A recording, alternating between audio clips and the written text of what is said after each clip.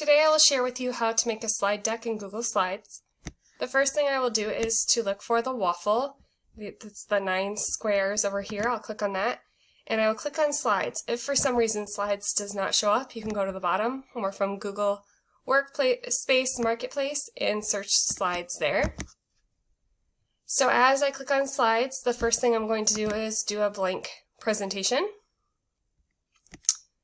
And when I am in here, I will call my presentation, we'll do ours today about dogs. So on my title, I will put dogs. Now if I want a theme for my presentation, I can do theme right here, change the theme, and I can decide which theme that I like. So I'm going to do this one, and now my whole theme will be changed. Now, to add a new slide, you can go to the plus if you want the same exact slide format as before, or I'll go to this new slide with layout. So here I'm going to choose the title and body. So I will put in poodle. So let's have my first one be about a poodle. Now I'm going to go to Insert, Image, Search the Web. So these images are right in Google, and they are ones that are okay for you to use. So this one looks the most like my dog, so I'm going to choose this one and insert, and then I can resize it for how I want.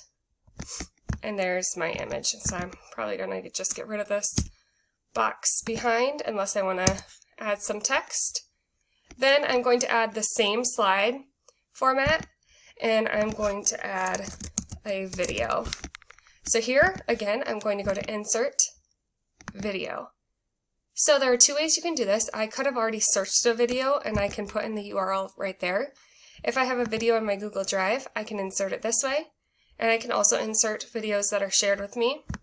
Or I can search YouTube. So I'm going to type in poodles and let's see what comes up. Dogs 101. Obviously, before I would share this with students, I'd want to view the video. But for right now, I'm going to insert that video. And then if you're in presentation mode, I can make this so it will automatically play when presenting, or I can turn that off.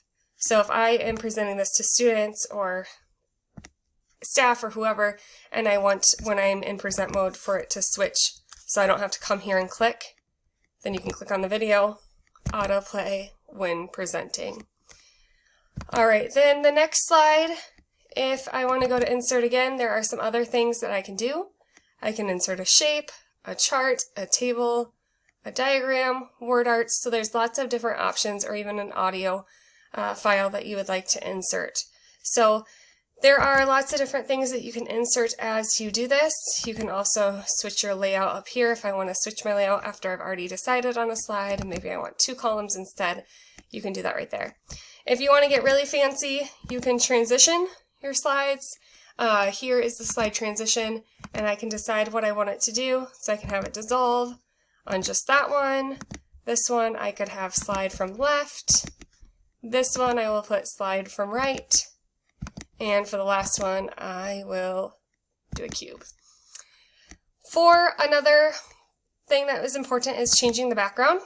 So for this slide, I can choose an image that I have. I can search a Google image. So let's do poodle, puppy, and let's see what comes up. And I can make that now. It will be the background of the slide. So this is a way too, if you are sharing this with students and you have like an RSA or an assignment that you want them to actually write on, this would be a good way to do it so the background doesn't change and they can write on that slide if you're assigning this in Schoology as well. So now when I go to present, you will see those things that I put into place. So here we have dogs. As you can see, it slid over. There was my transition. Sliding again, and I have that on autoplay, so it's going to start playing right when I switched it. And the last one was that cube.